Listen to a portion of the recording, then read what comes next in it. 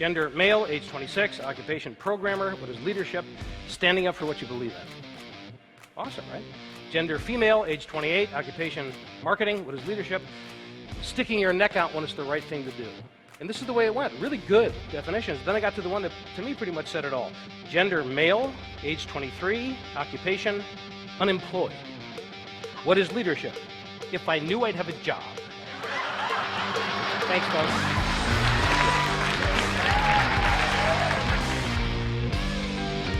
I can't tell you how many people I've met that have no positional authority whatsoever. They're right there on the front line. They're doing the work. It doesn't say leader on their business card, and nobody reports to them, but yet they're great leaders. By virtue of who they are, what they do, how they approach their work, how they approach their lives, and their ability to influence people around them to change the nature of things for the better. This is the kind of person that I've come to call the extreme leader. And extreme leadership, it's not an assignment, it's not a position, it's not a title, it's a choice that we make, and it's a choice that I would argue is open to every one of us. This is the framework for extreme leadership, the manifesto, the operating system, whatever you want to call it, and it stands for love, energy, audacity, and proof. There's something that you've been wanting to do. Maybe it's a move in your business, or taking on a new business, or having a conversation with somebody, or running a seminar, or whatever it is, something that you've really been wanting to do. And you know it's risky, but you feel that it's the right thing to do. And it wouldn't be taking an unnecessary risk or an irresponsible risk. You've talked to the right people, you've thought it through, you think it's going to work out, even though there are no guarantees, but you haven't done it. So you want to do it, it makes sense, and you haven't done it. And if you ask yourself the question, why? Why haven't I done it?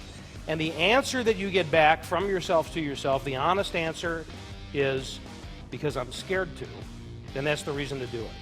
So push it to the point where it scares you a little bit. Now you know you're in the game.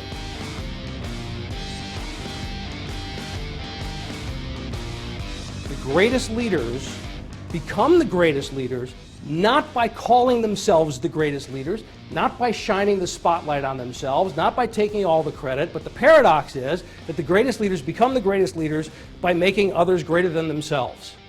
So he went back to that senior vice president that had demoted him, and he sat down with him and he said, please help me understand what happened.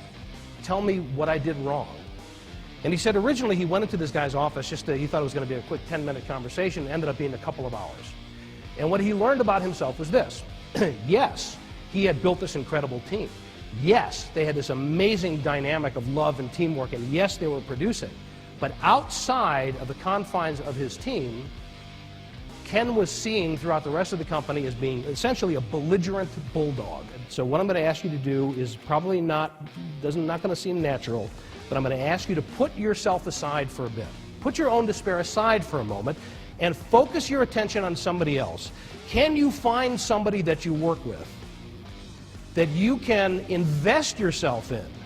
Share what you've learned, share your knowledge, give your coaching, give your advice, give your perspective in order to raise that person up above yourself.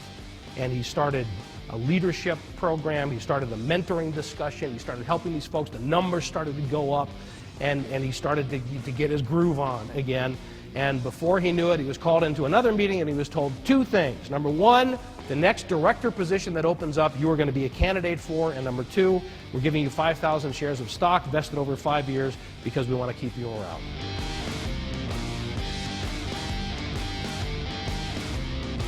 Why culture is so important and why that interconnectivity is so important is the intelligence that exists in a collection of people is phenomenal.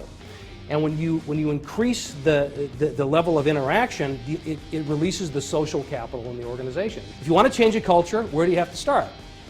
At the top. This is what we've been told, it's what we understand, and to a certain degree it's true. But this is not a full representation of what culture really is. This is not the way the system really works when you start to look at other measures. So, back to that question, how do you change a culture? Do you start at the top? Maybe not. The opportunity that this creates is for us to begin to look at ourselves in the context of our own network. And are there any people in your network they're connected to you, but they're unconnected to each other, that if you were to connect, if you were to close that gap, create that tie between those people, what it could release in terms of capacity and ideas and spirit in your organization that doesn't exist right now. The experience of working is important. It's not just about hiring people to get a job done and cracking the whip until they do that job. It's about creating an environment where people want to do extraordinary things, where people want to make a difference in the world around them.